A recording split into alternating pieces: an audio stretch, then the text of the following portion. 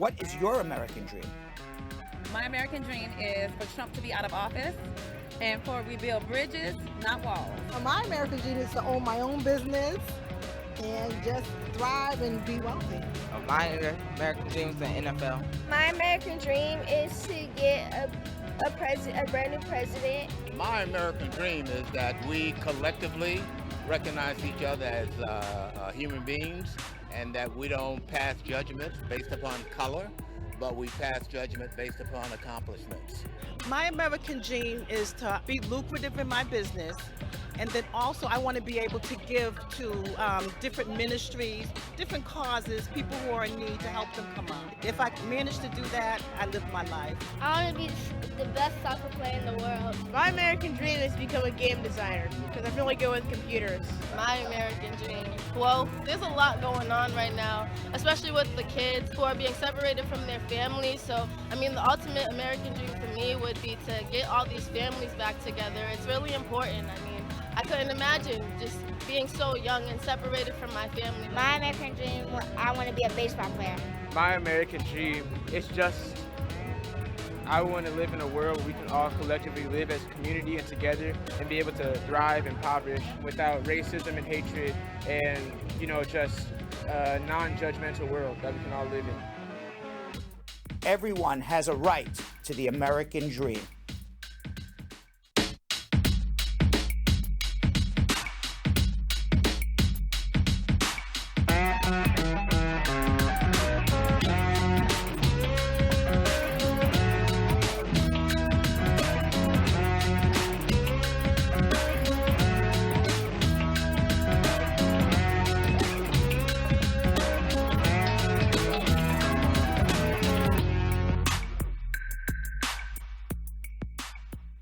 Welcome, everybody. It is Friday, July 24th. It is Brad Show Live. It is the last day of the week. We like to call it here Friday. It is Friday night, and Yonathan, Yo-Yo, Elias, Vanessa, Contreras, Ness-quick. Hey, hey. Hey, hey, hey, hey, hey. Hey, squad. Hey, hey, hey.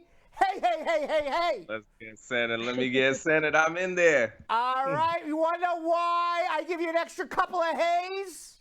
Why is that? Because it's Friday. Friday. And Friday rhymes with hey, hey, it's hey, the hey, weekend. Hey. How are you feeling, Yo-Yo? How are you feeling? I'm feeling good. Feeling good. Just out here. Vanessa, Ness-quick, Contreras, how are you feeling? I'm feeling awesome. The weekend's here and it's not raining. There's some sun out now. We've had such storms here in New York. It's not raining in New York? No, I'm saying that it's finally not raining.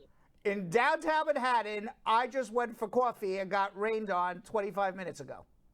Really? Oh, really? Oh, no. That means it's going to come here after. The sun is shining in Jersey. Or maybe it's just sunny where Yo-Yo and Vanessa is, and I just have a black cloud following me. Like one of those Charlie Brown moments. I'm like, why is this black cloud following me? I can't believe that, though. All right, let's see how the squad is doing, though.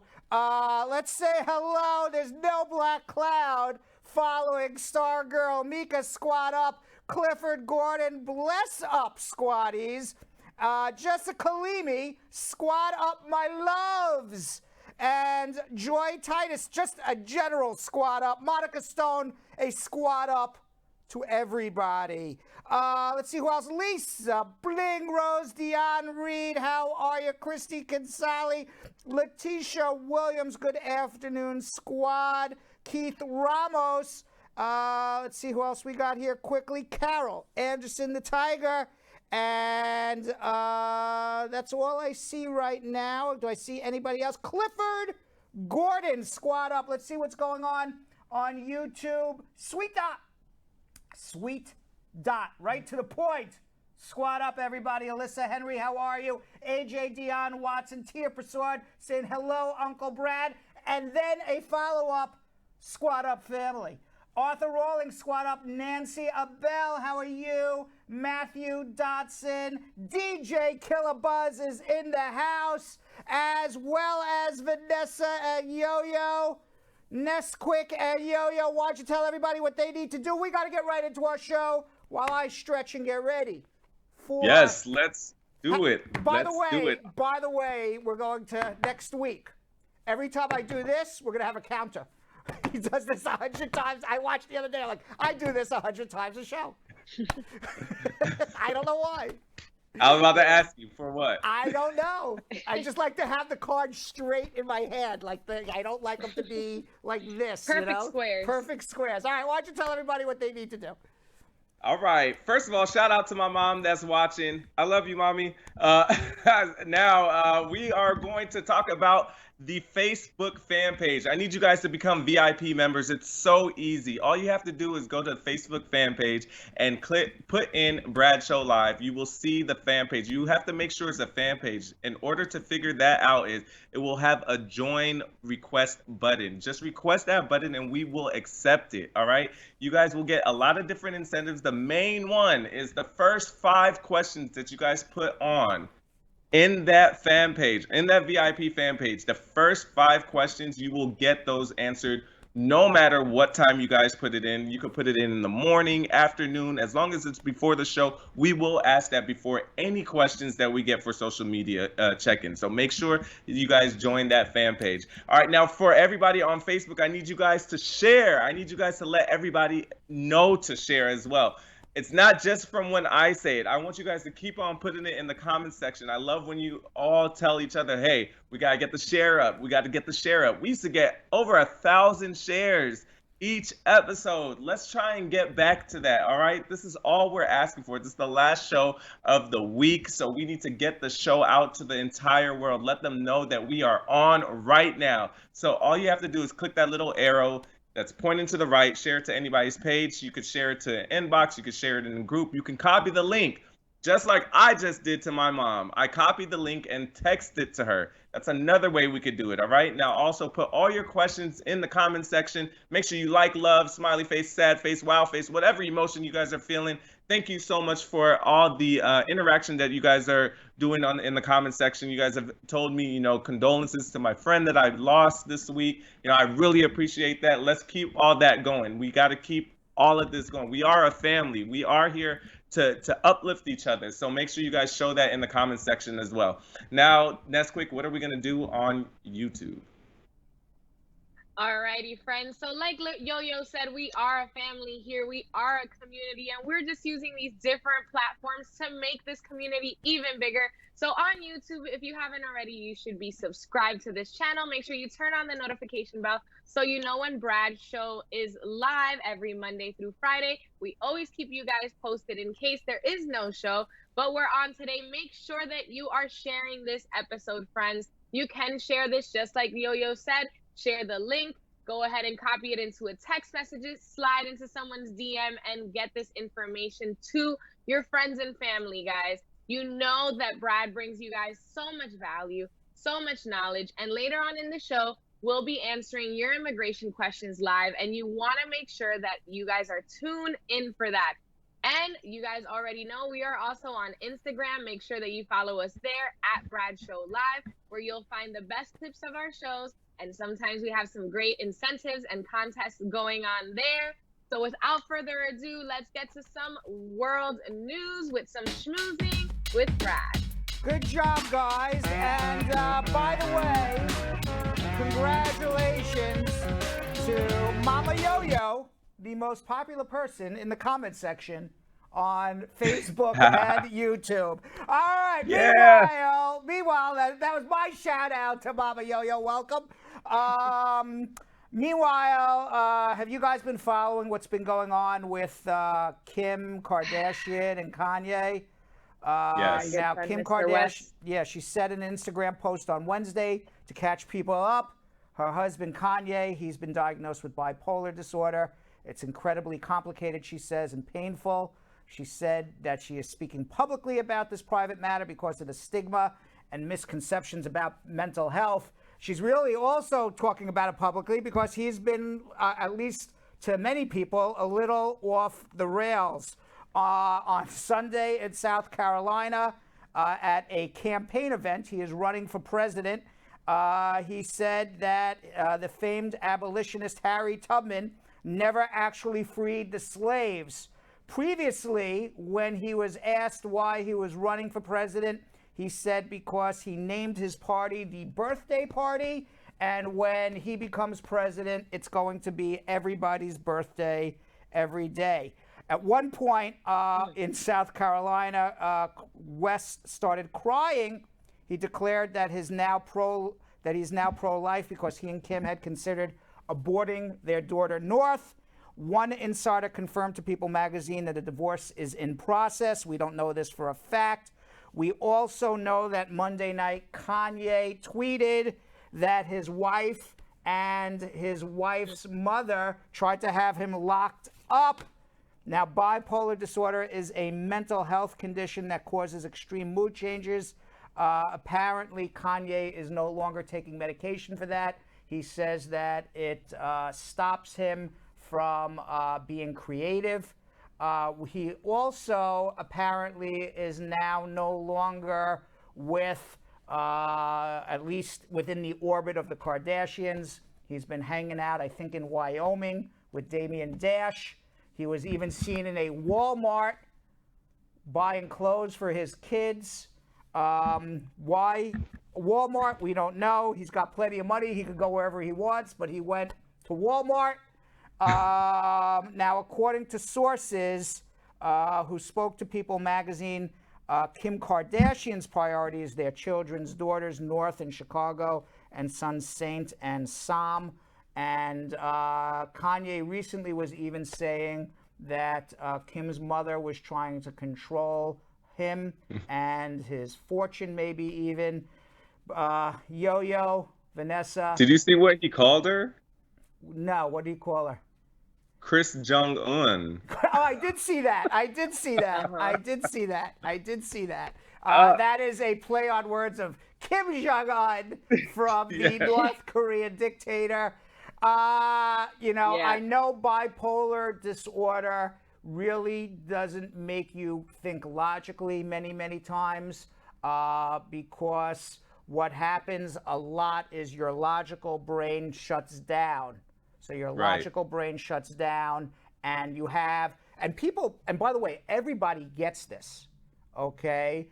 Whenever anybody becomes emotional, you always have that thing in the back of your head. You're going, wah, wah, wah, wah, wah. And you're like, well, that doesn't make sense. But that's why people get, emotional sometimes. You have like that other part of your brain going, wah, wah, wah, wah, wah. Almost like, Charlie Brown in a way. We were talking about Charlie Brown with the cloud over my head before. Right.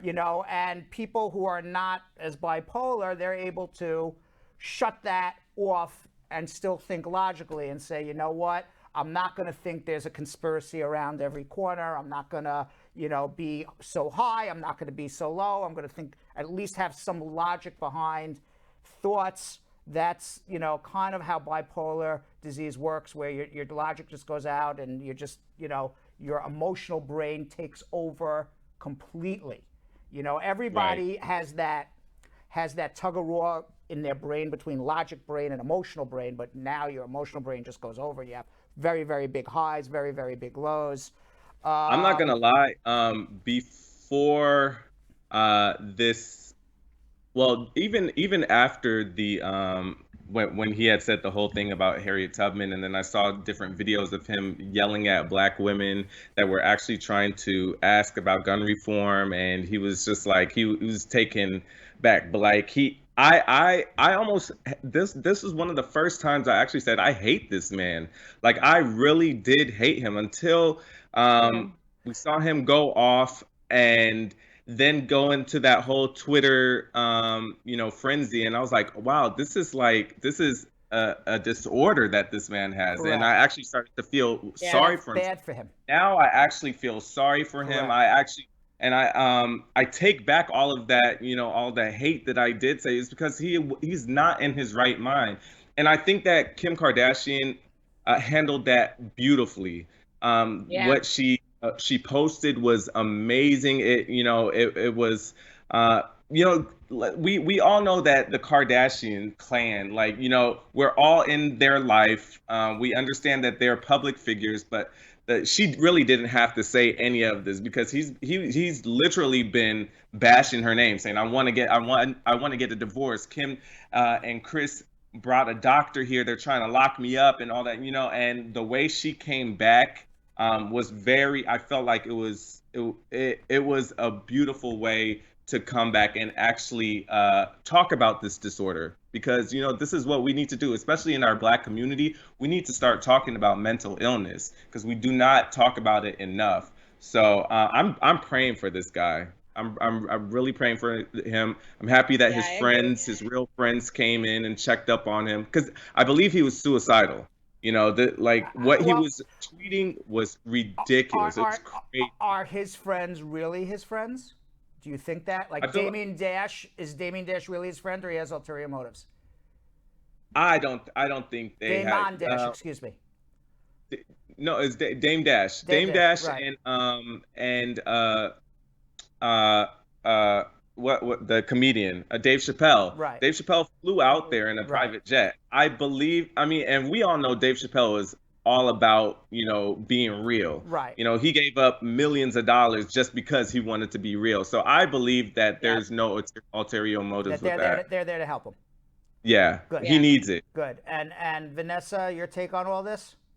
Yeah, no, I agree with everything that Yo-Yo said. I mean, being in the spotlight all the time, it's also so many things at once. It's like, it's Kanye West, so as fans, you grow up listening to him as a musician, and seeing him in this place now, it's just it's like Yo-Yo says, it's like you feel bad for him. Before it was just like, okay, this might just be a publicity stunt, here he goes being a Kardashian now, and now to the point where it's so much further than that. And I just hope he gets better. I feel bad for him. I actually feel bad for Kim. I feel bad I feel bad for their children. Yeah. I feel bad for the whole entire thing. And you say, in America, we have such civil rights here. Allegedly, people who are mentally ill, they don't have to take their medication if they don't want to. They don't have to be involuntary. A family says, I think you're ill, let's go get help. But they could say no.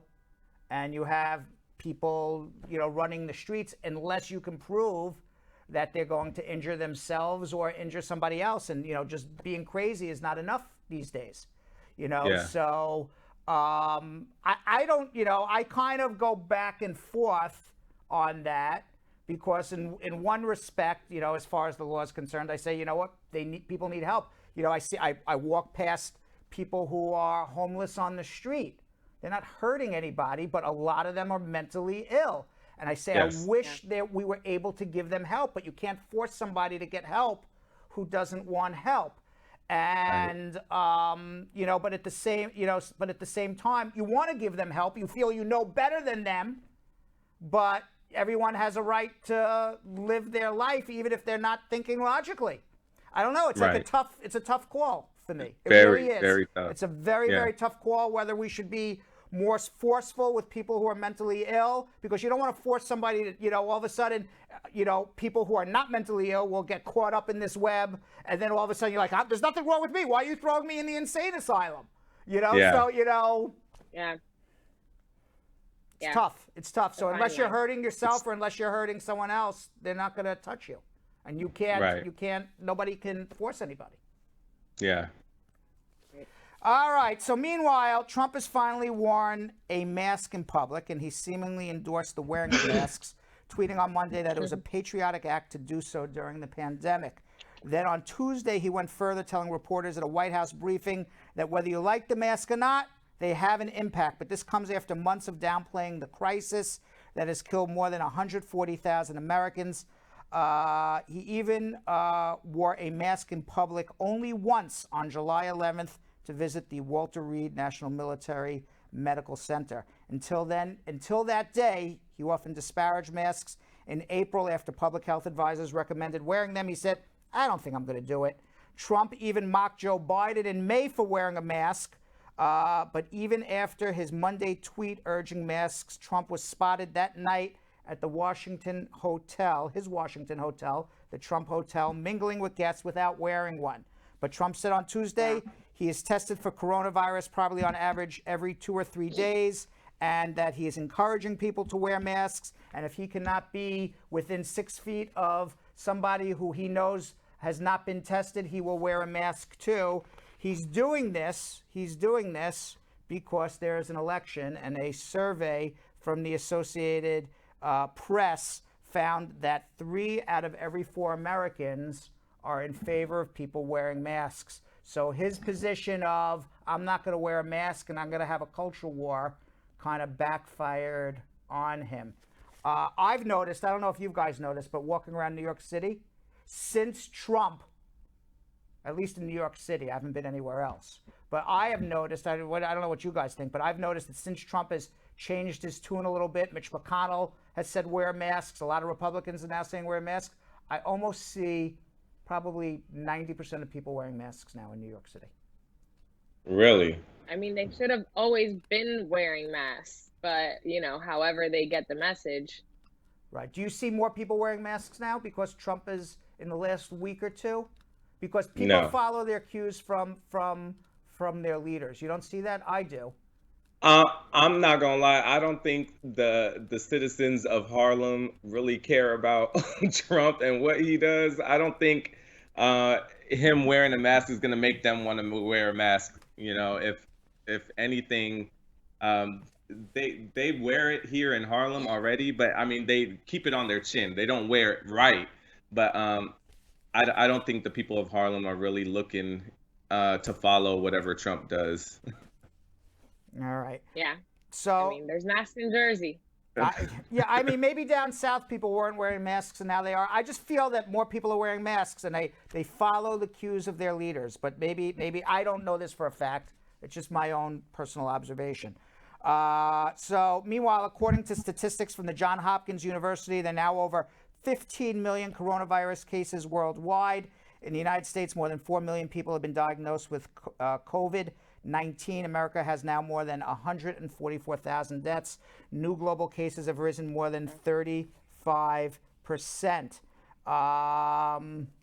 Canada, guys, Canada has said it is not safe for asylum seekers to enter the United States.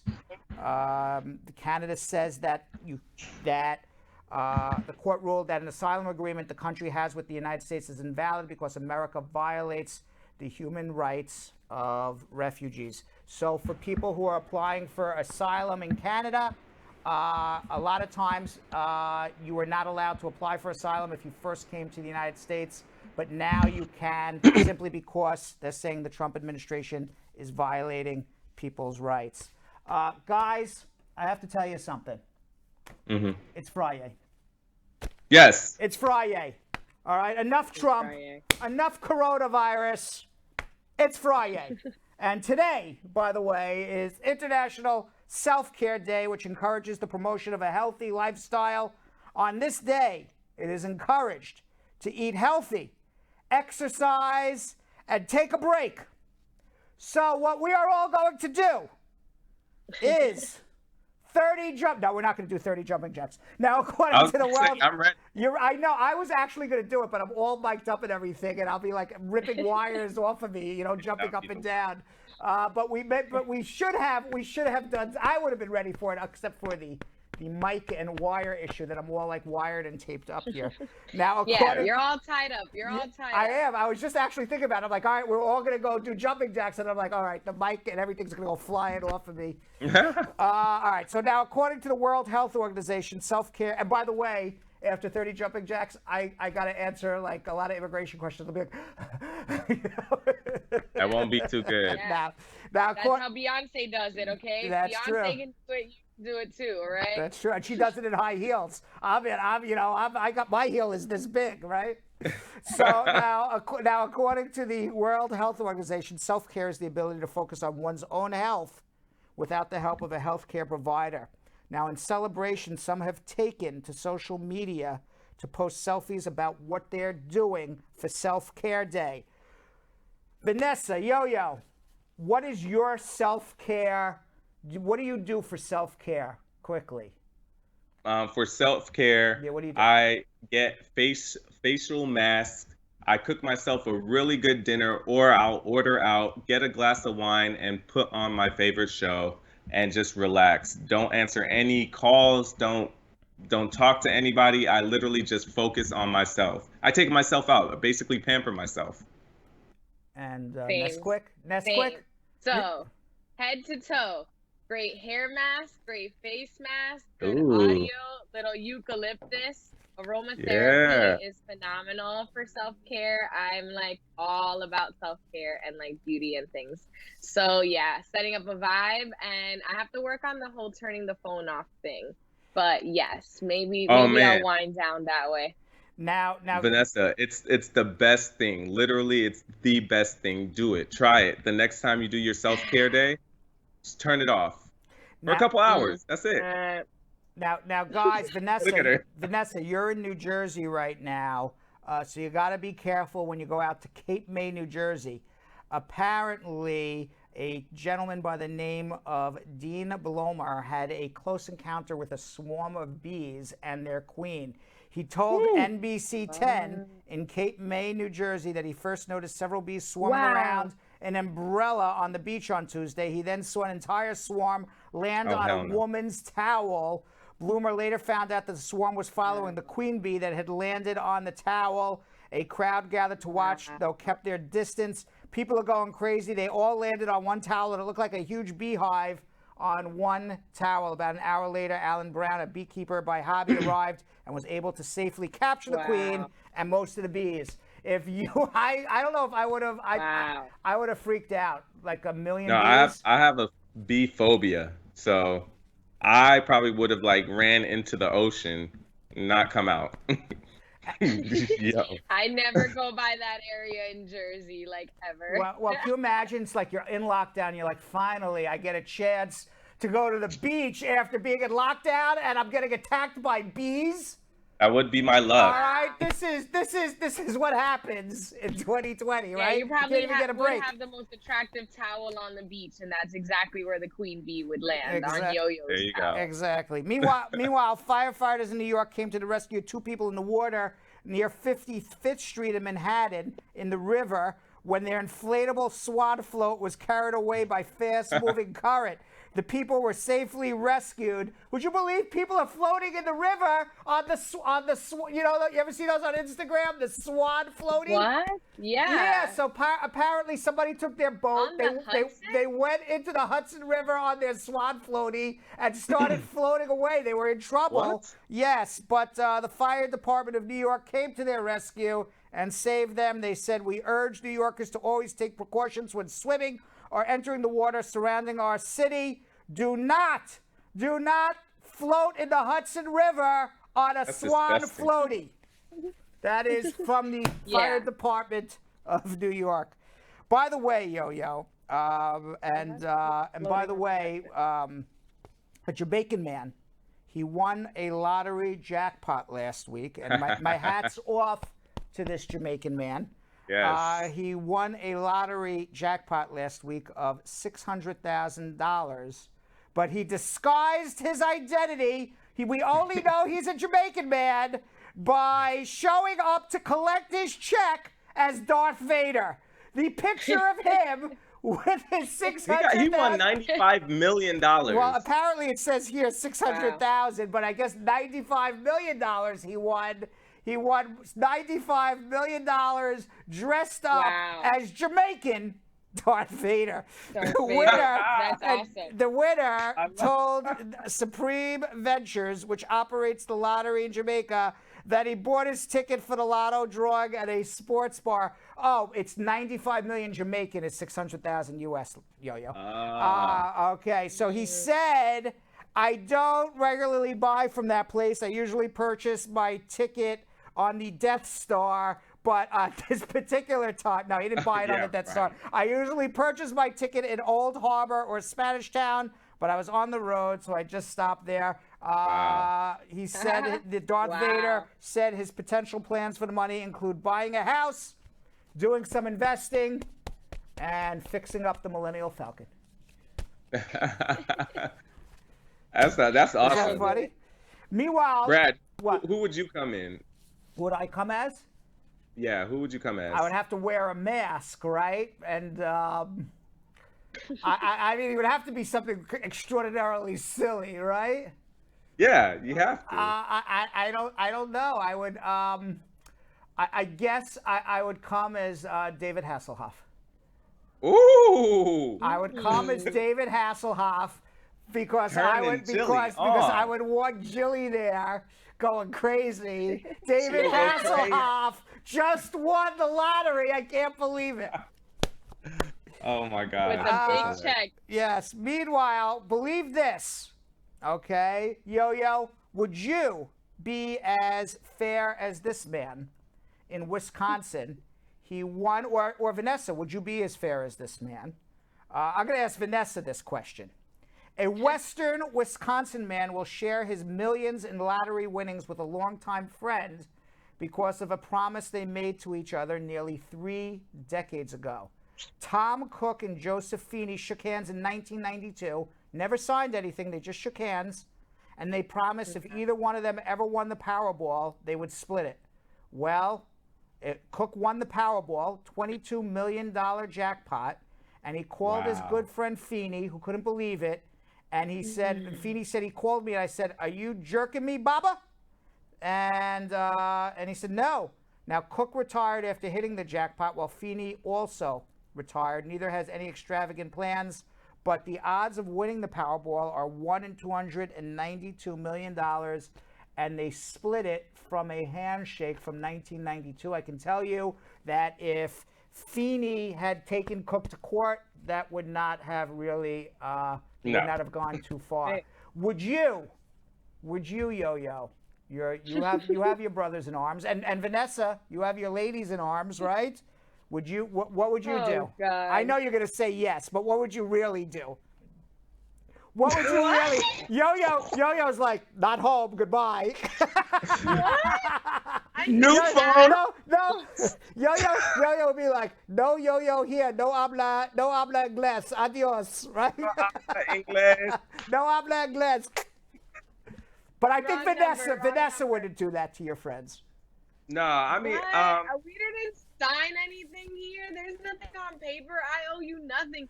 Nevertheless, I mean, maybe I'll give you some sort of like. Maybe I'll take you out. Vanessa's not sharing either.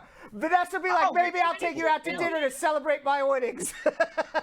I'll hook you up with a little something. Right? I ain't giving you a whole half. You weren't giving a whole half of nothing. I put in the work. I purchased the ticket. I invested. But even though you agreed 30 years ago to share it. I don't know what you're talking about. I don't remember any of that. Listen, you better be happy with this couple of $100,000 I'm about to give you. Couple $100,000. I thought you were going to say, you better be happy with this filet mignon. Now enjoy your dinner. No, I'll give him a few thousand. Meanwhile, well, I'll tell you this. Somebody asked me that question. I said, you know what my answer is? I'd never make that agreement. I would never even shake hands on it. Well, the integrity of that gentleman is honored. That is. Yes, it is. Let's see. And finally, engineers have designed a robot with flapping wings, which can perform nimble movements in the air, hovering, darting, diving, and recovering like a bird or an insect.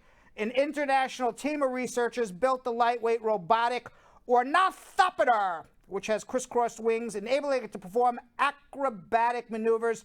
The robot can tumble, it can turn, it can dive, and this means, what does this mean for anybody? It consumes 40% less electrical power. The researcher Lau Gi Kong, an associate professor in mechanical engineering at Taiwan's National University, told CNN this new and improved version will be able to fly indoors. Would you want this flying robot? Yo-Yo and Vanessa, you want a flying robot? Maybe we would buy that with the lottery ticket. Here, friends, I all bought you a flying robot. We could invest in that for sure. I just want to double the 22 mil. Now, I want you to know I am not good. You always see these movies where, like, the guy's flying the plane and all of a sudden the pilot, dies and, like, who knows how to fly a plane? And they're like, never flew a plane before. Would you be able to fly one of these things? It's really hard. I flew a drone when I was away and I crashed it into the water and I lost it. So you lost that drone? Yeah, I lost it right into the water. I took a nosedive. No. Yeah, right into the ocean on the beach. It went. Come on, it Brad. went.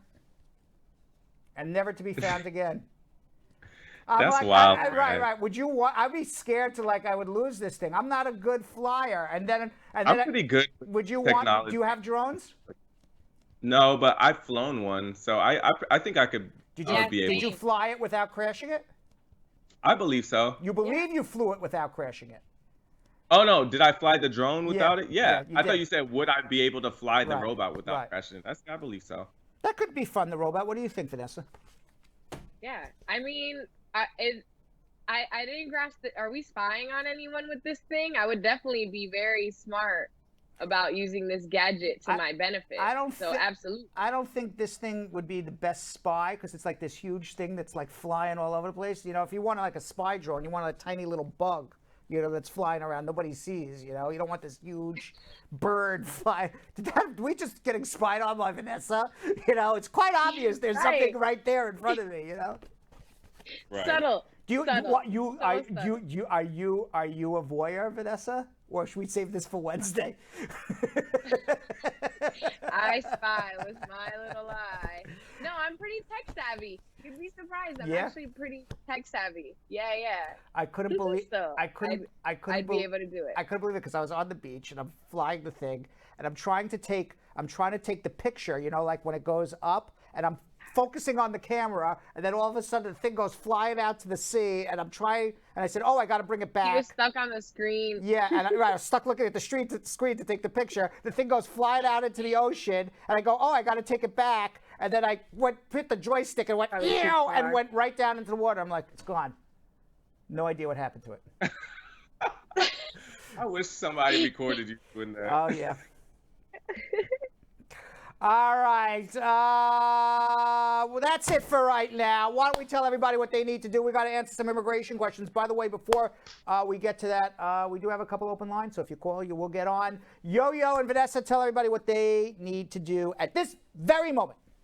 Absolutely. Everybody on Facebook, you already know what time it is. It's time to start your watch party. All you have to do is click on share, watch party, start the watch party. You're hosting a watch party. It takes the video from our page to your page. You are the host, all right? So let everybody know that you are watching, you're hosting a show, hosting a watch party for a show that will help hundreds of thousands of people. You guys can actually get this out to hundreds of thousands of people right now. If everybody that is watching actually does this, because it sends a ding notification to your entire friends list right now. So please start your watch party, and also put all your questions in the comment section, because after this segment, we will be answering them on social media check-in. Ness-quick, what are we going to do on YouTube?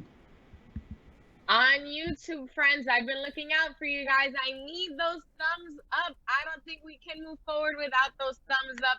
We have so many of you guys watching, and we don't have enough love, so let's get those thumbs up, friends. If you haven't already, you should already be subscribed to our channel.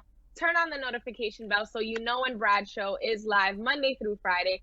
And you can also use that arrow and share. Let people know that this is what we've been waiting for. And if they have any immigration questions that they need to ask, this is the time to call in and be able to speak to Brad live and get answers to your immigration questions for free live right now. And if you haven't already, you should be following us on Instagram at Brad Show Live, where you see the best snippets of our show.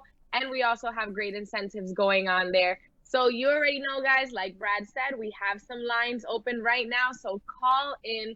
This is the time you've been waiting for. Get the answers to your immigration questions live. By the way, Vanessa and Yo-Yo, I just have a quick immigration update, because we've been getting these questions a lot, and I said I don't know what the government is going to do. The question that we were getting a lot was, what happens if I got my immigrant visa or my family member got their immigrant visa and they are in another country and they can't come to America? The immigrant visa is going to expire in 6 months. What should they do? And I said, we'll have to see how the government is going to handle these things. Well, I haven't read anything. So what I did was I had one of my attorneys start calling the U.S. embassies around the world. We spoke to several different embassies. They all told us the same policy is going to go into effect. So this is right from the horse's mouth, which is from the different embassies. We called several to confirm what was going to happen.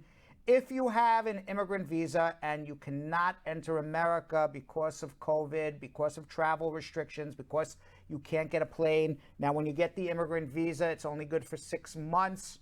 And what happens if it expires? Well, unfortunately, there's an unfortunate and a fortunate. You're going to have to renew that immigrant visa. So they're going to give you a new immigrant visa. So you can't take the old one that expired. You have to go back to the U.S. Embassy and get a new immigrant visa. But the U.S. Embassy is going to make you pay a filing fee for that new immigrant visa. And they're going to make you go to the doctor to take a new medical, and you will have to pay for that too. So unfortunately, you will have to pay a little extra for a doctor and a new immigrant fee, but you will get a new immigrant visa and you will ultimately be allowed to enter the United States. I know we've been getting that a lot, and I said, I don't know, we're going to have to see how the embassy deals with it. And I was looking for the answer. I couldn't find it, so we literally picked up the phone and started calling him. All right, so let's go to ABEL in Fairfax, Virginia. ABEL. Hey, Brad, how are you? How are you? Good. Yeah, how are you? I just have a question. My wife, I brought my wife from overseas, a year ago, almost a year now. Right. And she had a green card, conditional green card, for 2 years. And then I was just wondering because, she was, she's receiving benefits like medical, Medicaid and housing. And then I thought it was going to affect her if she do naturalization or removing the condition anytime soon. No, there's no poverty guideline requirements to remove the conditions of your permanent residence. There are no poverty guideline restrictions to become a United States citizen. So her receiving government benefits to remove the conditions will not be an issue, and to file her citizenship will not be an issue. The only issue is to the U.S. citizen, because you signed an affidavit of support saying you're going to support her, and now she's collecting government benefits. The U.S. government has the right to go after you for the money she collected in government benefits. But as I said on a prior show, if they did, you would be the first I've ever seen in the history of the United States of America that the U.S. government went after an American citizen to get reimbursed for government benefits that they paid for their spouse. Oh, okay. Even with the new public charge rules and everything? Yes. Because I've not seen anybody that the government has gone after for that, even with the new public charge rules. So if it happens, you will be the first I see, and I've seen it all. So. Okay, so she's okay to receive and everything, so yes. It has no effect on it. On her, no. On the U.S. citizen, yes. But as I said, I've never seen the government go after anybody. Okay, what do you mean I'm a U.S. citizen? Yes, what do you mean by that, Brad? So you signed an affidavit of support for your wife. Okay. So as part of, it's a contract that you make between yourself and the U.S. government. You say, I promise to support my wife above the poverty level. And should she collect government benefits, you would be required to reimburse the U.S. government for the benefits she collects. I have never seen the U.S. government ask or go after anybody in a court of law to get reimbursed for government benefits that they paid to the spouse. Okay. You're saying that it will have effect on me just in case, but otherwise with my wife, no effect. It's okay. It's not going to affect or removing condition or to be citizen receiving a benefit. Correct. And as I said, if the government did go after you, you would be the first that I've seen. Okay, Brad. I appreciate it, and thank you very much, and have a good one. Thank you. All right, let's go to Amber in Dallas, Texas. Amber. Hello. Hi, how are you? I'm good. How are you?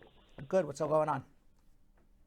I Yes, I just had a couple of questions. My husband just received his permanent residency card. Right. But we just got a letter in the mail saying that they wanted to do an interview, and we didn't do one before we got the card.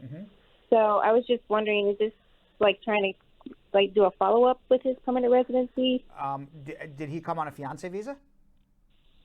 No, he was on DACA, and we got married. Yeah, and I would definitely go on the interview because it sounds like they made a mistake giving him the green card.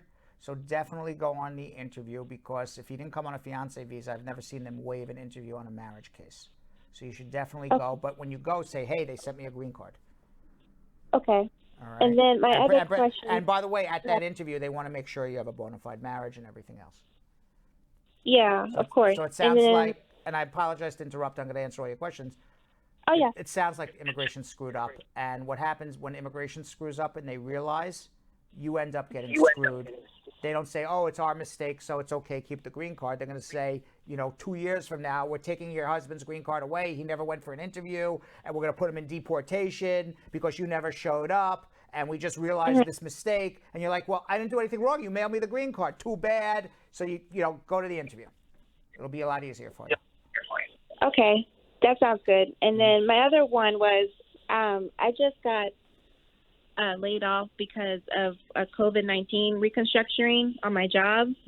And I am looking for work right now, and I'm on unemployment, but I'm just nervous about the interview. Right.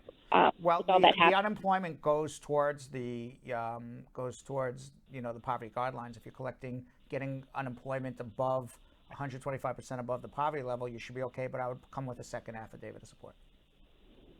Okay. All right. Sounds good. All right. All right. Thank you. All right. Good luck. Let's go to AFIAH in Colgate, Wisconsin. I think I pronounced your name right. AFIAH?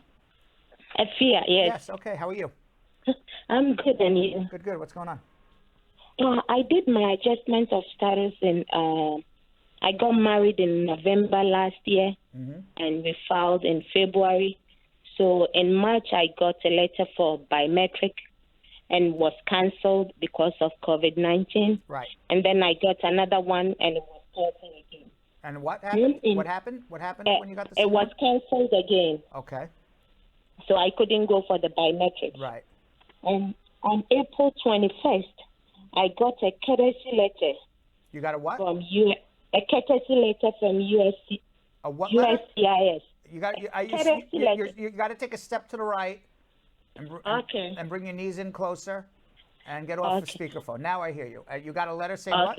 Now I hear you much better. I got a letter from USCIS saying that they've received my application and that I didn't submit I-693. Right. And That's the medical. That's the medical. Oh, okay. And then it says again that if my case doesn't require an interview, they will send me a request for evidence with further instructions. Right. And it was printed in a yellow paper. Yep. And someone told me all those papers represent something. So yes, it does. I wanted.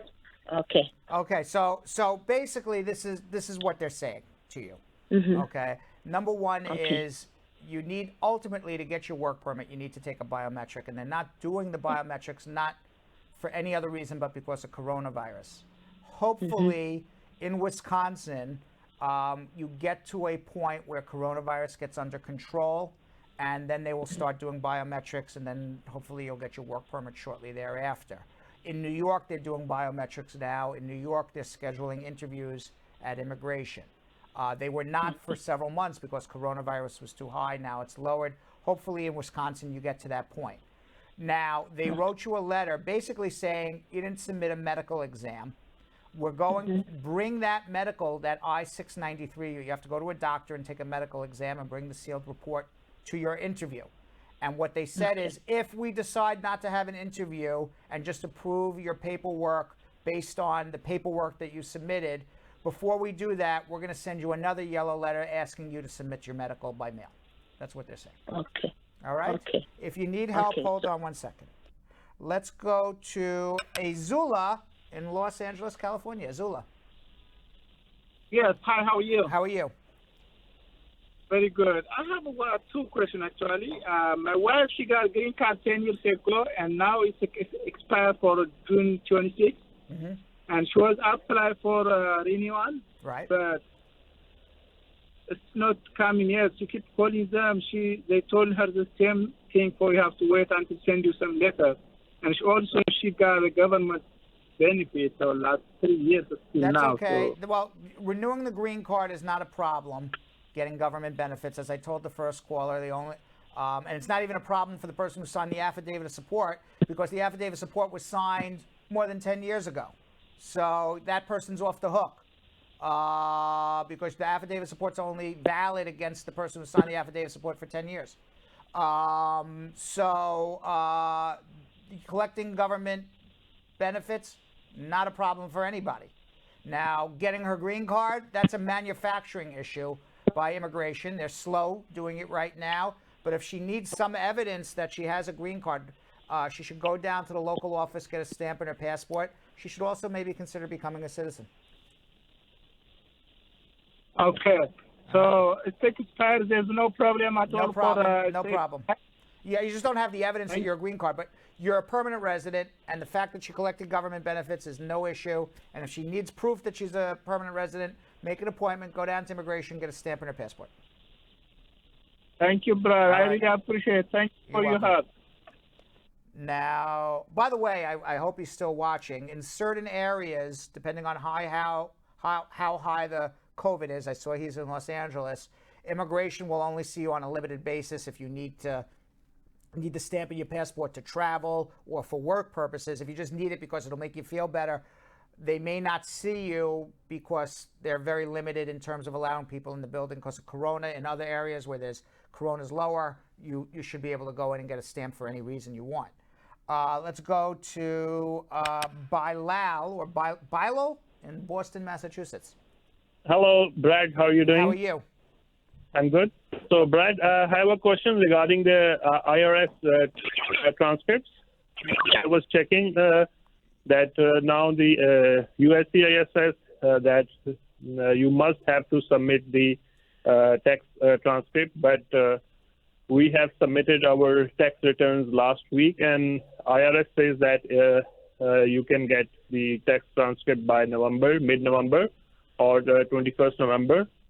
So I have a question that without the tax transcript, we cannot file for the adjustment of status? No, file with what you have, and you can bring your tax transcripts to the interview, or you can wait for them to submit an RFE. Maybe they'll give you an RFE and say, please submit the transcripts, and by then you'll have the tax transcripts by November, by the time you get the RFE. Is it possible, like the tax return we have submitted, and then we can go to some we can attest those and then submit with the adjustment of status application? What I'm saying is submit. I think you're saying the same thing I'm saying, but let me say it again so we're all clear. Submit your adjustment with your tax returns. If you don't have the tax transcript, they will either ask for it, and if they don't, you will just bring it to the interview. If they ask for it, by the time they ask for it, and by the time they give you a date to return it, it will be well past November, and you'll have it from the IRS. So start your case. That's what I'm saying. Okay. Thank you so much. Right. So can they reject my case if I'm not submitting the tax transcript, or they will issue the REF? They would probably issue an RFE for that. Okay, and secondly, I have a question. Like you might be hearing in the news that President Trump is saying that he's going to have new immigration system. So if the new immigration system comes, so then the persons who are married to U.S. citizens, so they will not be able to adjust their status? He says a lot of crap. I wouldn't pay any attention to that. He can't. He would need a law change by Congress to do that. Okay. Thank you. So don't worry about that. All right. Let's go to Arnel in Los Angeles, California. Arnel.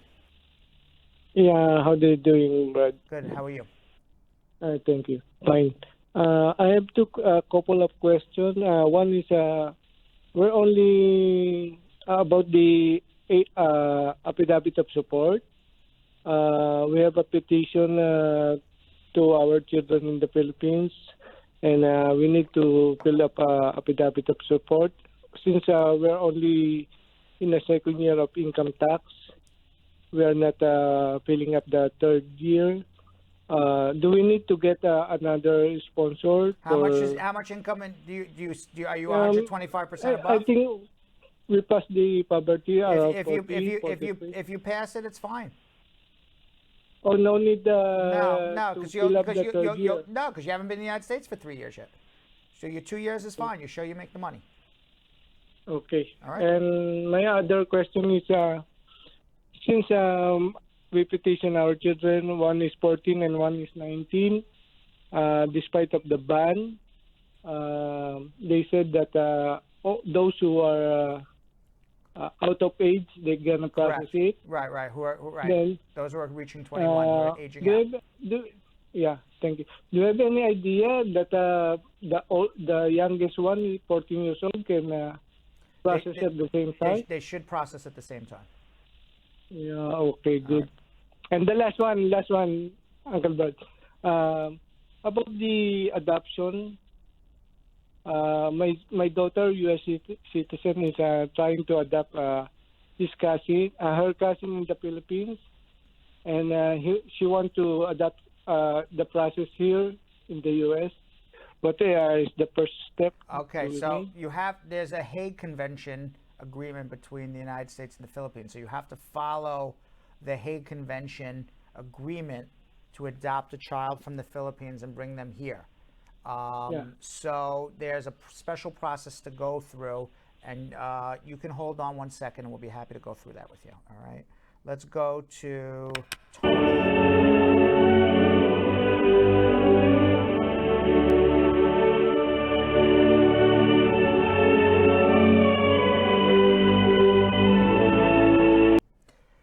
All right, Tony just wanted to give us a little symphony.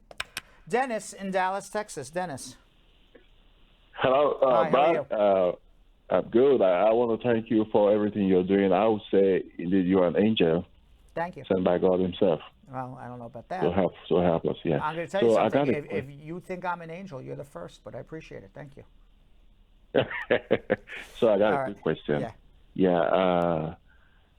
My U.S. citizen spouse gets food stamp, and I want her to file for my kids living in Nigeria.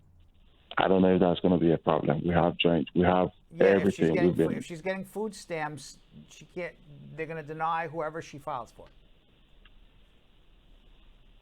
Okay. Problemo. Wait. Get off the food stamps. Who you want to file for? The kids in Nigeria? Yeah, my kids. Okay. All right. Tell her to get off the food stamps. Let her, or you file for the kids. You have a green card? I do. I have a conditional green card. All right. So why don't you file for your children? Oh, is that? It'll just take a little longer. Probably... Just take a little longer. Okay. All right. Do that. Okay. All right. And that way she doesn't have to get her food stamps. All right. Thank you, sir. Lijoma in Houston, Texas. Lijoma. Hello. Hi, how are you? I'm good. What's going on? You? Ooh, I'm so happy to hear from you. Great. What can I do now? Okay, I have a problem that I want to share with you. Tell me. So I applied for change of status October last year. Right. So they sent me for fingerprinting by December. I do all that. They sent me another mail with a yellow sheet of paper. They say I need a sponsor. I got a sponsor. Then now send me another after the coronavirus. This after 8 months now. They sent me last month. They said they denied my case. Well, you did everything wrong. You submitted. I didn't do anything wrong. So yes, you did. They said they're gonna mail me. Lijoma, if they denied your case, you didn't do anything right. Can we agree to that one? Because your case got denied. You can't say I did everything right and I have a denial, right? I don't know why they denied me. All right, they denied you. You filed an adjustment application. You didn't give a good affidavit of support, or you needed a second affidavit of support. I don't know because I didn't see what that yellow. Yeah, Let me finish. Time out. Let me finish. So on that yellow paper, they said there's an issue about poverty guidelines because either you didn't complete the affidavit of support properly, or that affidavit of support didn't have the right financial documentation, or you needed a second affidavit of support. I don't know what was on that paper. And then whatever you submitted, maybe you did everything right, but it never got to immigration, or maybe it got to immigration, but it wasn't correct. I don't know. But that's what happens. Okay.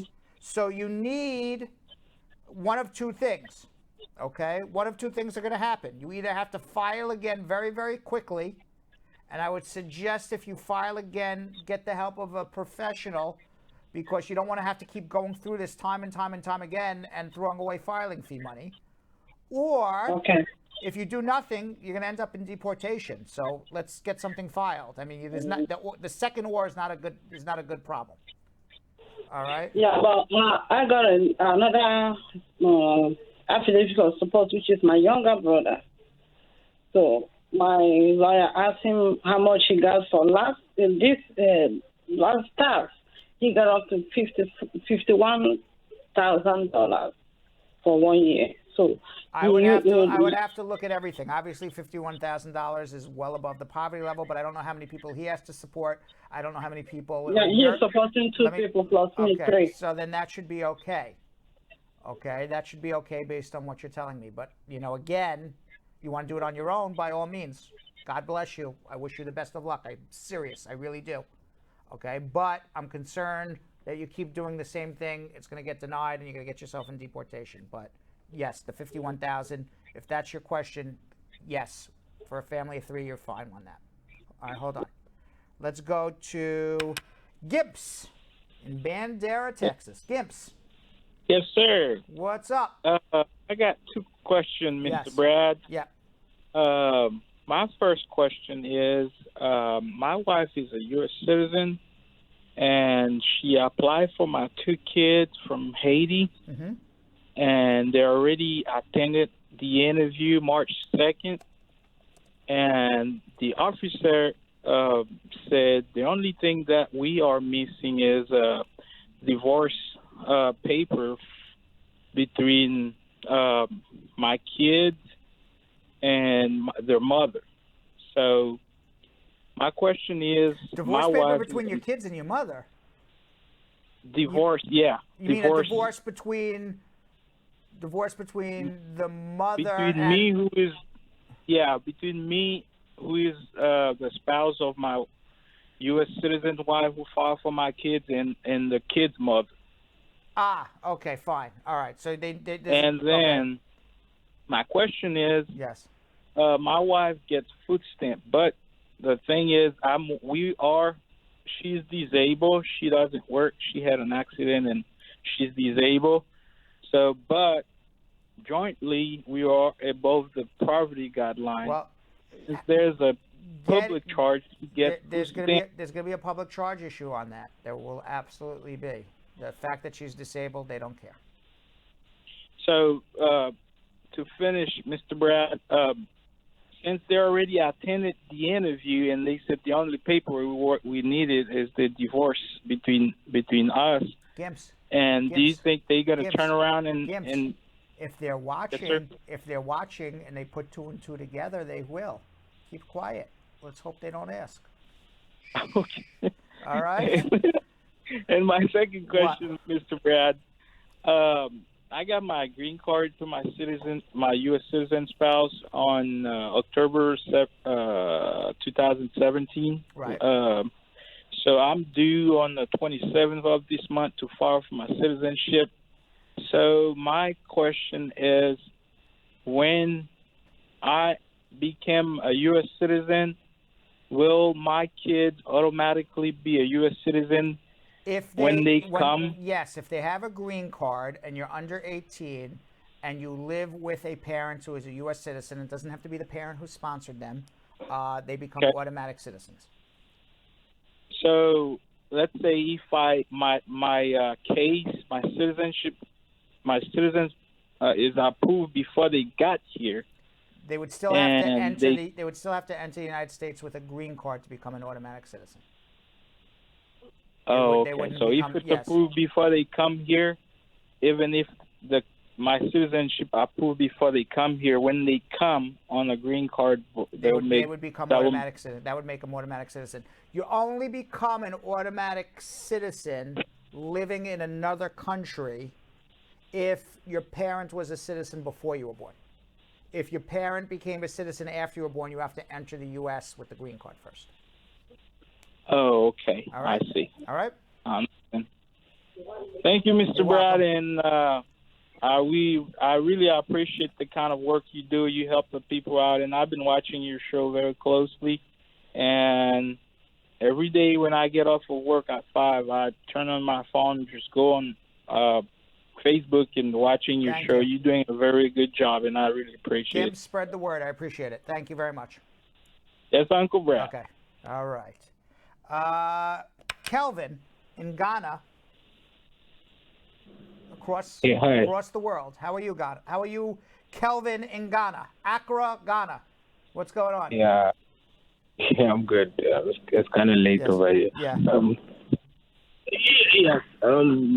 My case is at the NBC right now. My mom filed for me, and we're doing the lawyer who was in charge of the case, the one who did the filing and everything, failed the DS-260 and made huge mistakes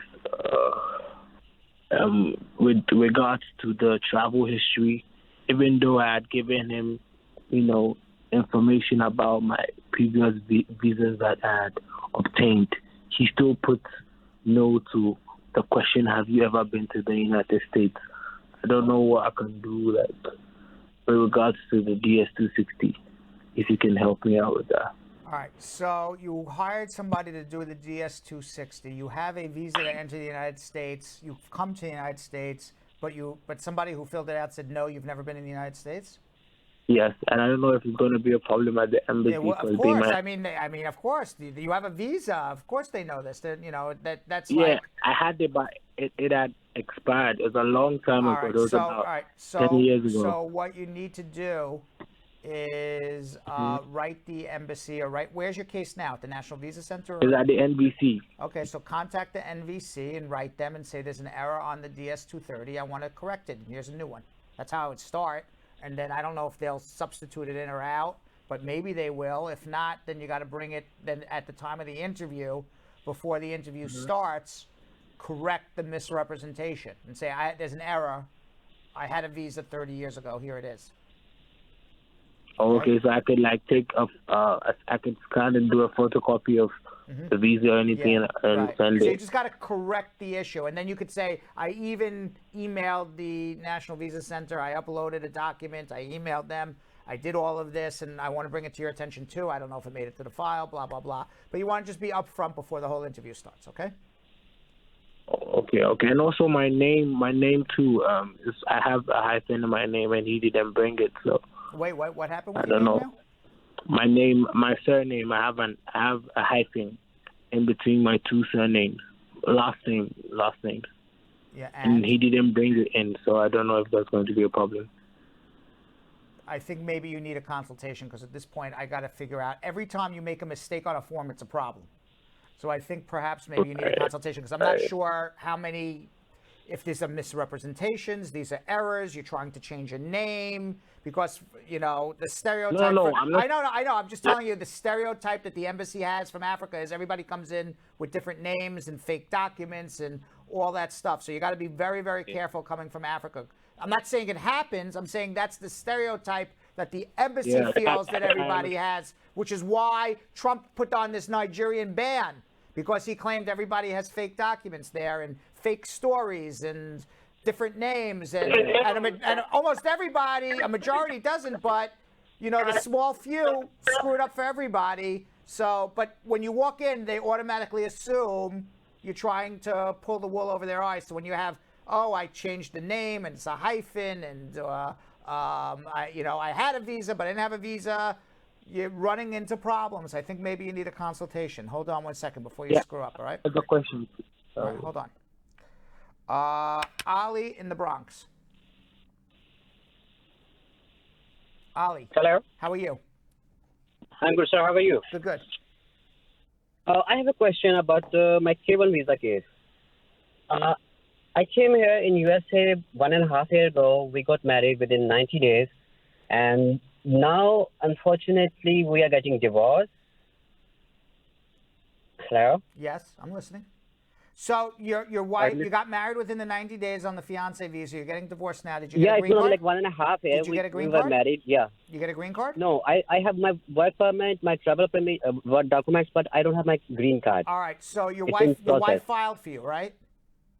Yeah, she sponsored me. Okay. So under matter of Sessay, SESSAY, the law says that if you come on a fiancé visa and your wife files and you file an adjustment and your wife gives an affidavit of support, the fact that you got married and have a signed affidavit of support is enough to satisfy the law to get a green card. So you've done enough under matter of Sessay to get a green card. Well, even if your wife divorces you, at the time of your interview, you would show up with a divorce decree and any proof that you have that you and your wife were in a bona fide marriage, you'll get a green card, and you just say, I'm coming in to complete the case under matter of Sessay. Okay, so now my wife say like she's gonna withdraw the case. Like if I check online my case, they're gonna schedule my interview, but it's not. She can withdraw her I-130, but she can't withdraw the I-45. Okay, so what you should do to beat her to the punch, okay, is write immigration, and maybe you need a lawyer for this because matter of Sessay is not a simple thing.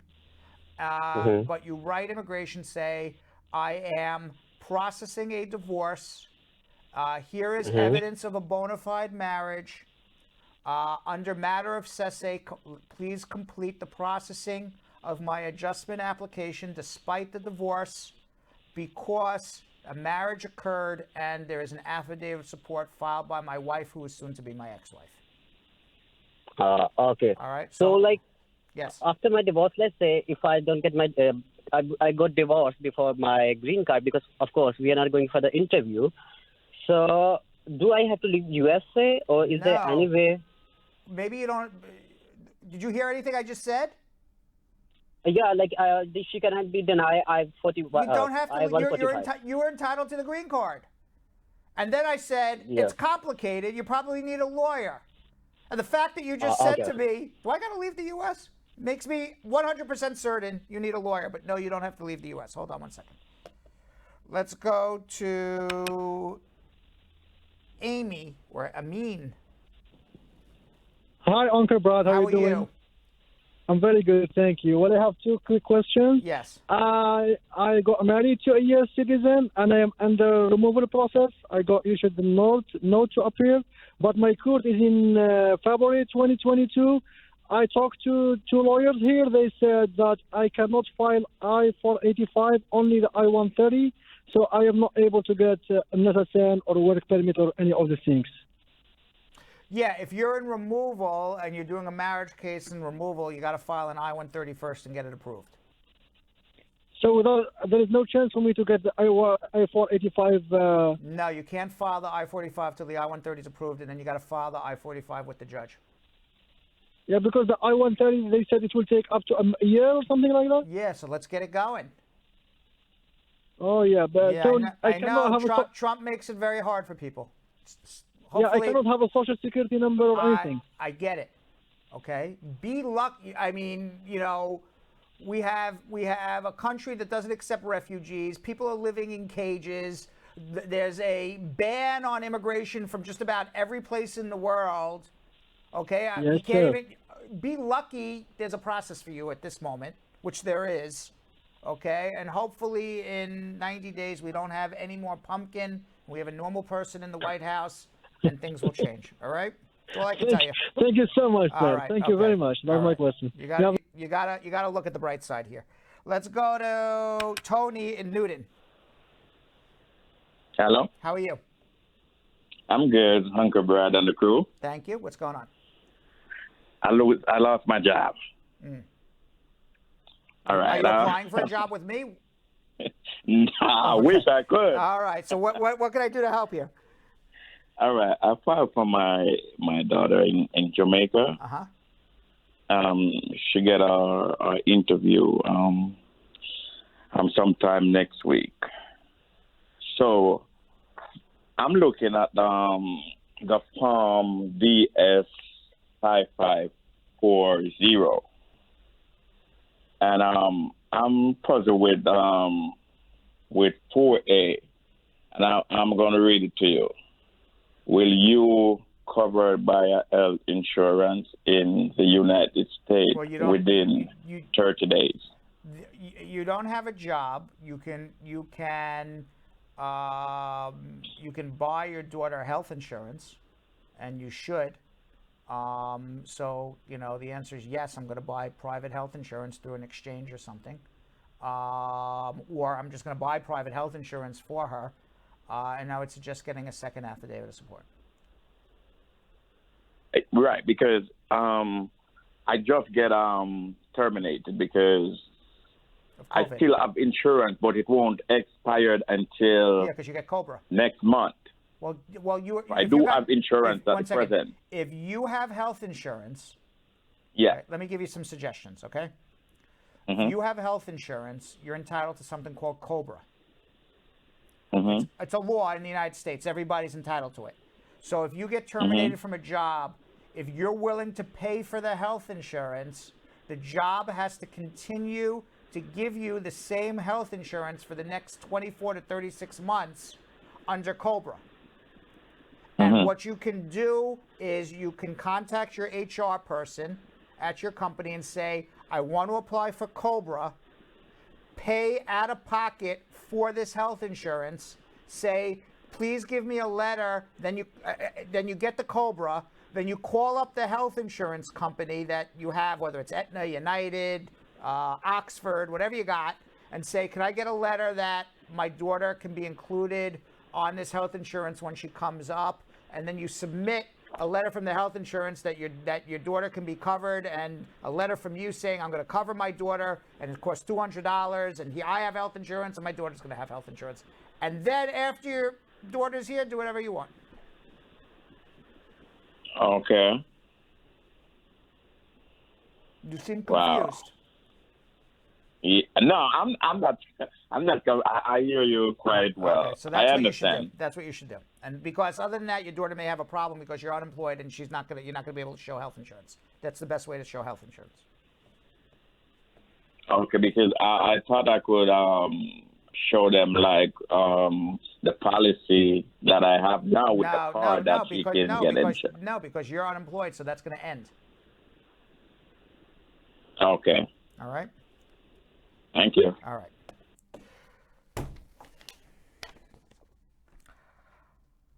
First, before we get into our social media check-in, I answer a question in our latest Braducation. How long after I get my green card do I become a U.S. citizen?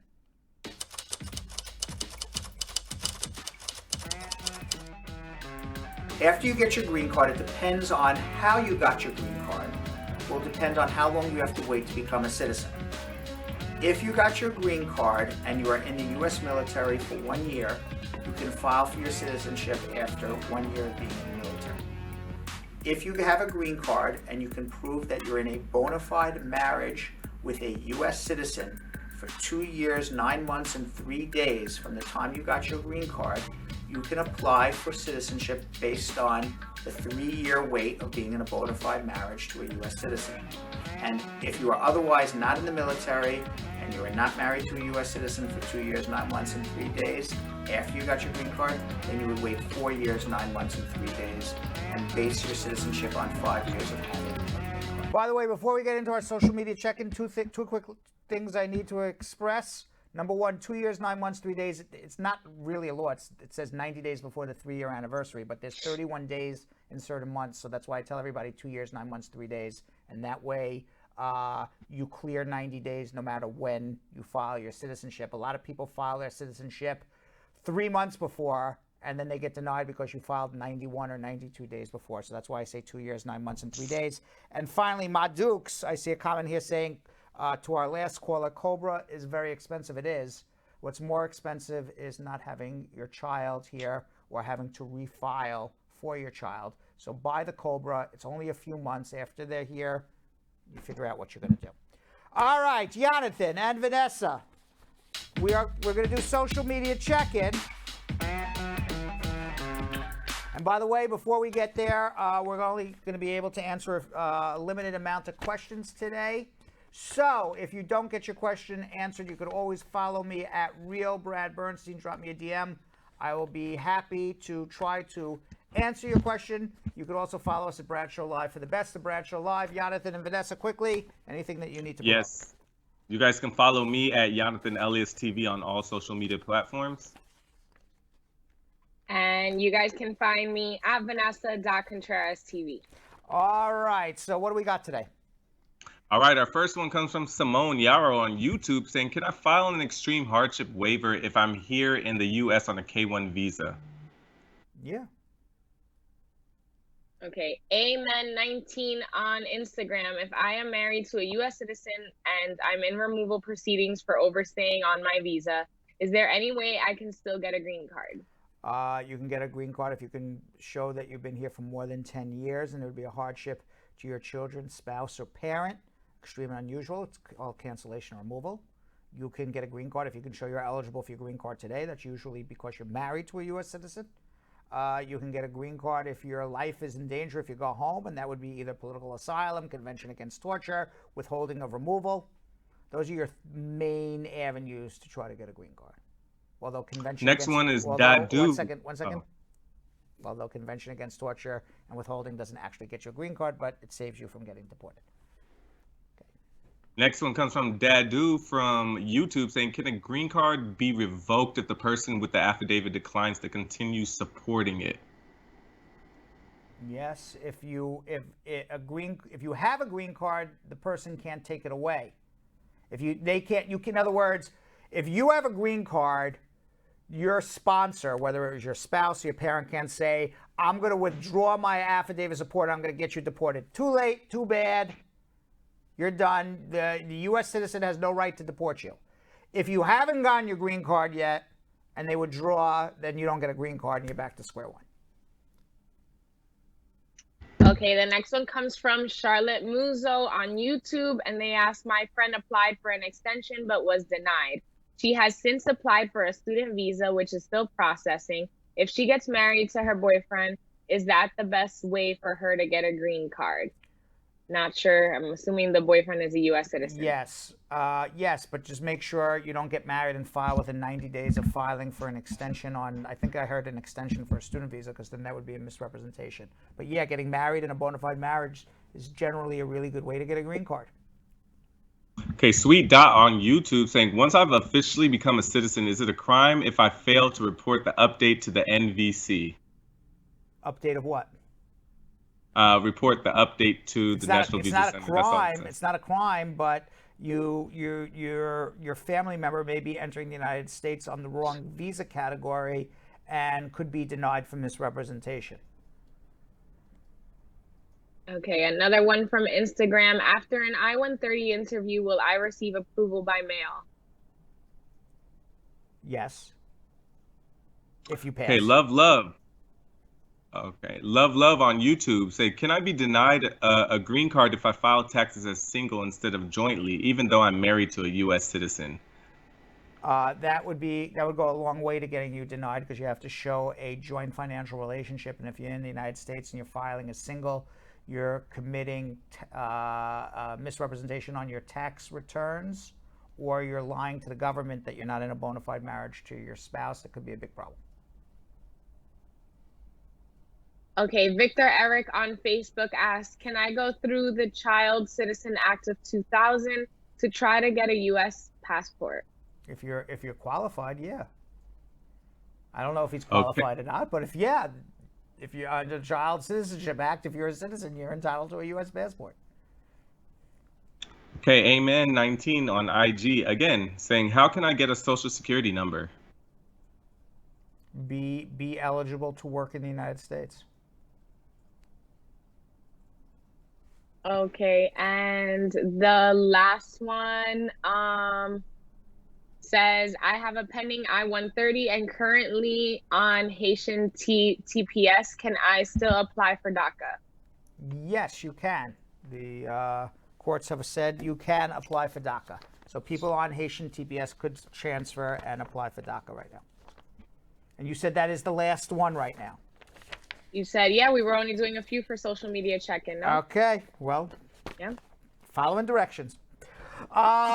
In honor of International Self-Care Day, we're going to take you back before social distancing and face masks to Bryant Park here in Manhattan with Yonathan, where he learned about Kundalini yoga and mindfulness with Carlos, Anaya, and Jose Ibañez, the co-founders of Cafecito Espiritual, a Miami-based self-wellness platform that promotes healthy minds and bodies. Let's check it out.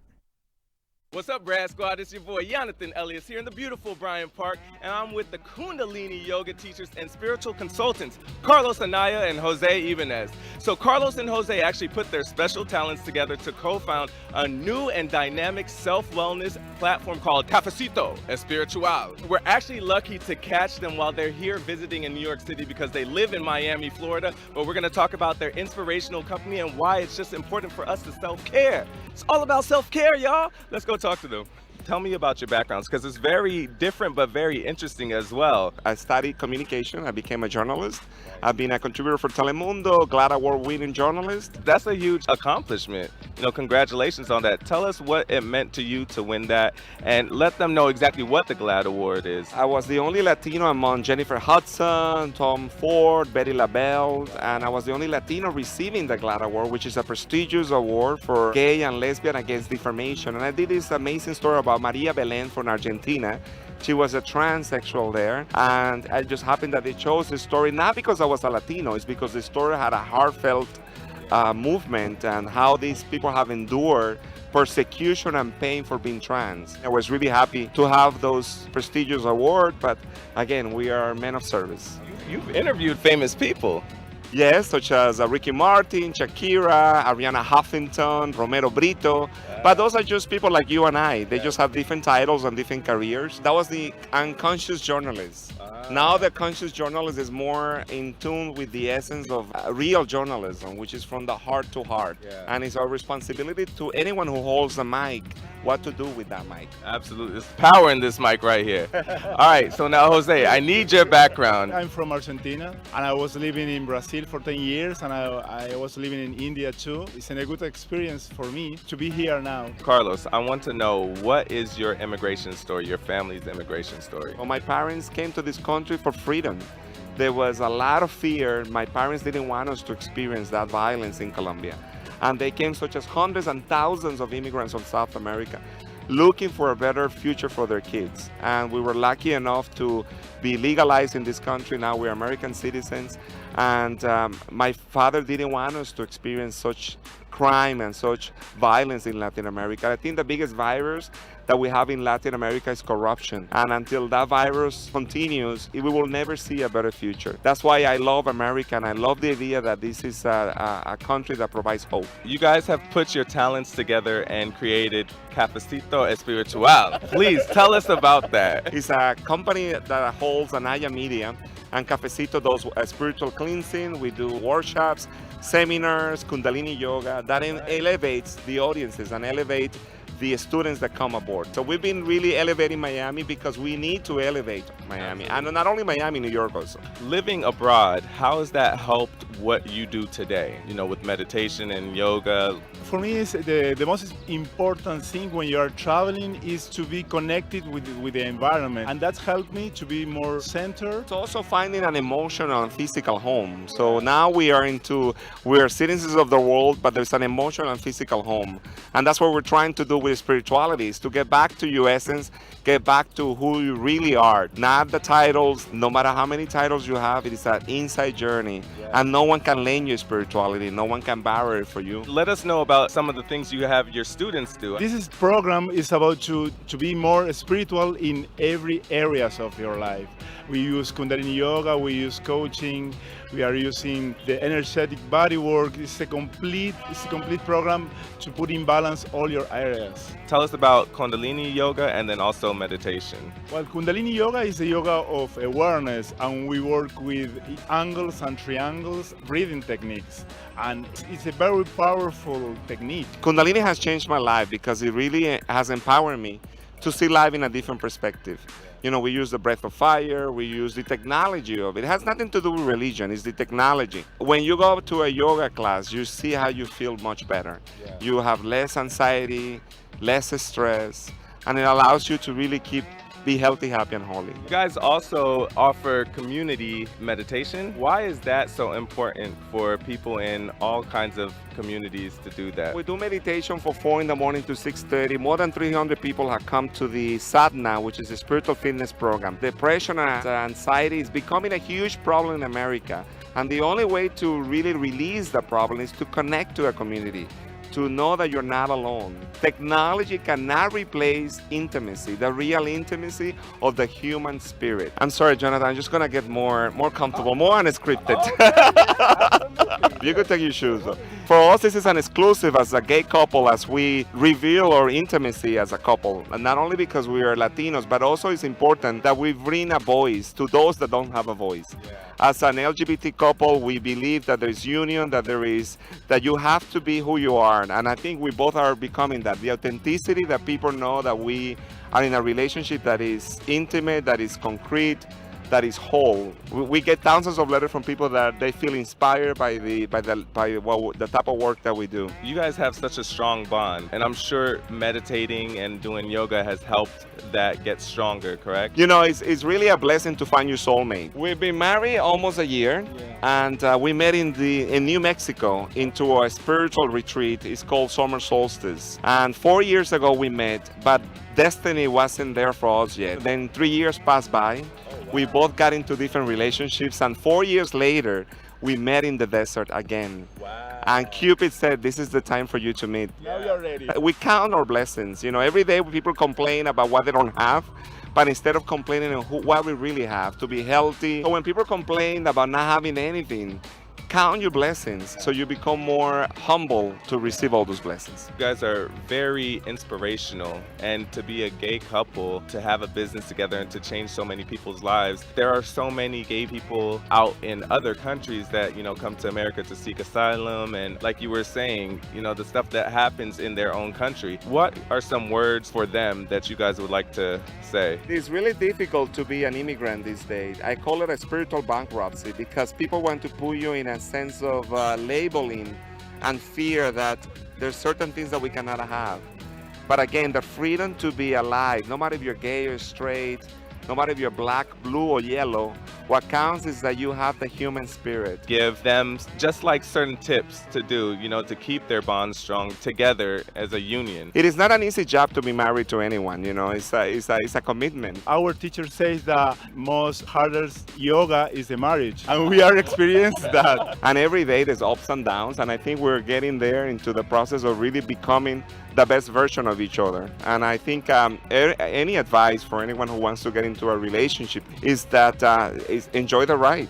Enjoy the ride. I came from Buenos Aires, and in Buenos Aires is a friendly city to be a gay.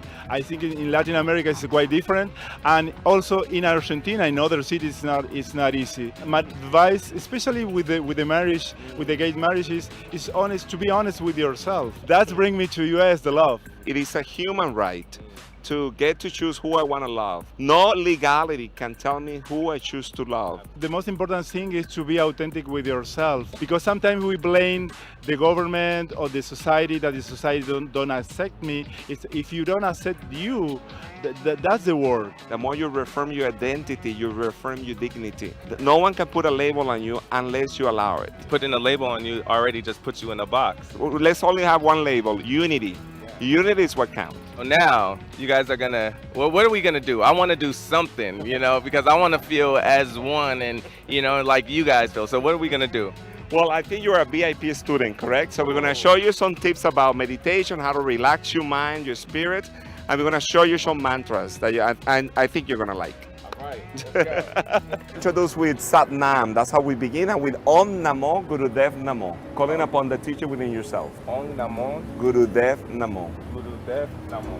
Okay, so we bring the hands towards the heart, and we inhale deep, exhale deep. Om Namo Gurudev Namo.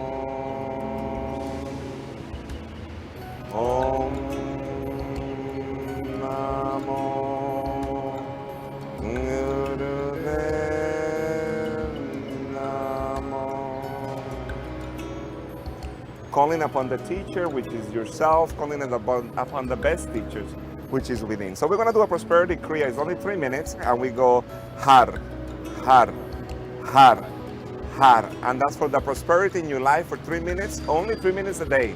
They say if you do it more than 11 minutes, you become greedy. Uh-oh, yes. We don't want to be greedy. So it's har, har, har, har, har. Keep going as I give and I receive. I do this mantra for 3 minutes a day. Har, har, har, har, har. And that's the prosperity kriya for 3 minutes a day. I feel it. I feel my prosperity and blessings coming. There you have it, guys. Carlos and Jose, couple goals, right? They taught y'all how to keep your marriage strong. All right, now I'm about to go home and practice some of these meditation, spiritual stuff, because I'm feeling as one right now. I'm feeling pretty powerful if I don't say so myself. All right, back at the studio.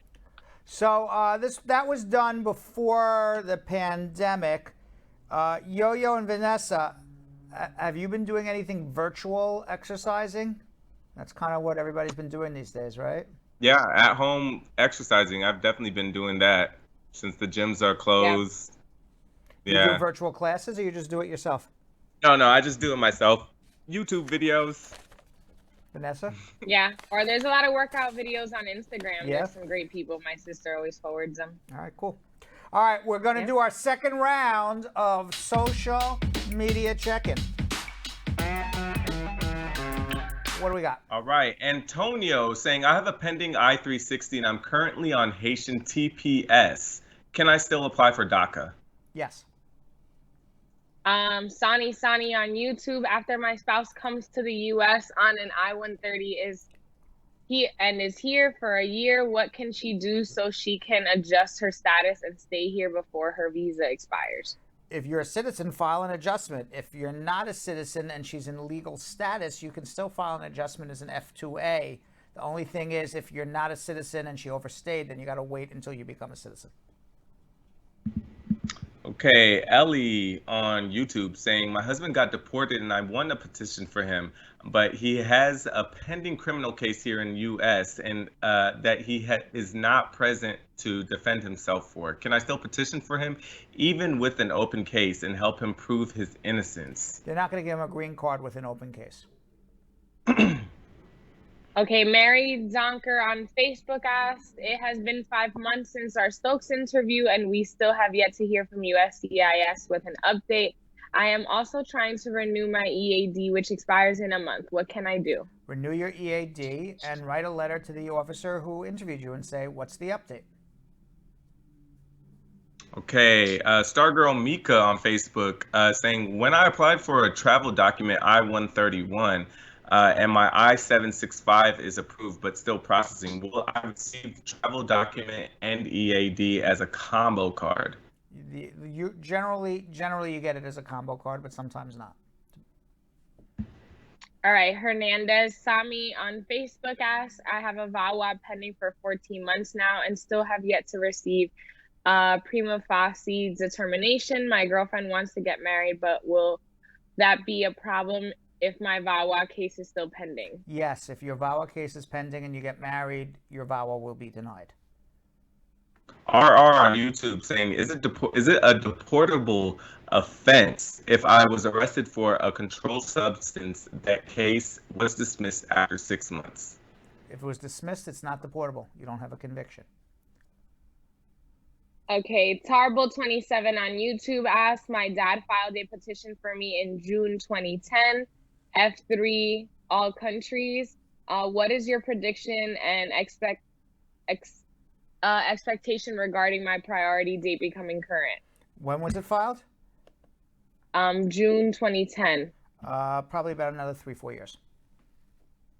Skendi on YouTube saying, I hear senators claiming that USCIS has a surplus, but USCIS is claiming they're broke. What is the truth here? They're not broke. It's political. And I believe they're not going to furlough anybody. They're going to work it out. I even heard that it's going to be extended until they work it out. I am arriving alien. My asylum case was administratively closed. Right now I have an adjustment status pending. Do I need to reopen my asylum case? If it was administratively closed, yes. Jancy as an arriving alien? No. Did I hear that first part, arriving alien? Yeah. Yeah, no, as an arriving alien, you can directly file your adjustment. Jancy Puno on Facebook saying, my husband is a U.S. citizen and filed the I-130 for me in 2019 at the Texas Service Center. Do you know how long it will take to get my case approved? At least 12 months. Patrick Lawson on YouTube asked, my son's F2B petition was approved in June of 2019. Do you know how long the review process takes? What was filed in 2019? An F2B petition. How long is it going to take? It could take years. Rhonda Glasgow on YouTube saying, if a U.S. citizen applies for 4-month rental assistance, will that be considered public charge? No. Okay, Bookio on YouTube asked, my I-485 interview was canceled due to COVID. I am having marital issues with my spouse who moved out 4 months ago. I plan to withdraw my AOS application because he's not ready to work it out and follow me to the interview. What can I do? Well, I would let it ride as long as possible so you can renew your work permit. When you have a marriage issue, you got 3 choices, and I say this all the time: work it out, get divorced and marry again, or file an abuse case if there was abuse. Lilia Wong on YouTube saying, in case I get my I-485 denied or approved while I'm traveling abroad, am I allowed to re-enter having advanced parole since the I-485 is not pending anymore? That's a good question. I'm sure they'll allow you in as long as your advanced parole is still valid. Okay, Alem Aga on YouTube asked, does my priority date have anything to do with how long the processing time takes? It depends on who sponsored you, but generally, yes. Janice Williams on YouTube saying, how long am I responsible for someone after I sign off as an affidavit of support for them? 10 years. Nit D on YouTube, I am a U.S. citizen filing for my son who is 5 years old. His name has been legally changed since first filing for him. How can I fix the issue? What was the problem? The person writing is a U.S. citizen filing for their son. He is 5 years old. His name has been legally changed since first filing for him. How can this be adjusted? After the case gets approved, when you go to the next stage of filing, you show the name change. If it's at the National Visa Center, if it's an adjustment interview, write immigration with that case number, submit a photocopy of the name change and the copy of the receipt notice for the I-485. Okay, last question. Daniel K on YouTube saying, if I'm a U.S. citizen and filed the I-130 for my wife and my 6-year-old daughter, do I have to buy health insurance in order to bring them to the U.S.? That's very beneficial right now under the new poverty guidelines that they would have health insurance. It would help a lot. In today's Spar and Bernstein Close-Up, immigration attorney Shannon Laguerre talks about some misconceptions people have about immigration law. Let's watch.